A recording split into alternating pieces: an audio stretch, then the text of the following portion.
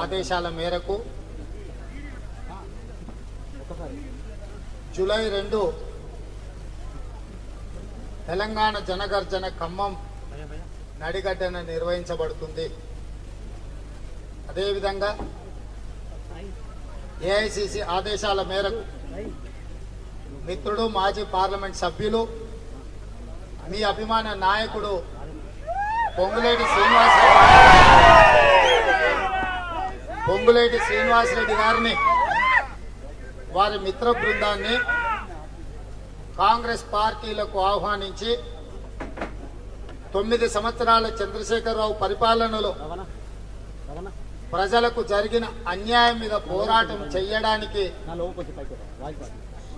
ఆహ్వానించమని AICC incharge Manikrao Thackeray గారితో సహా నాకు ఆదేశాలు ఇవ్వడం జరిగింది.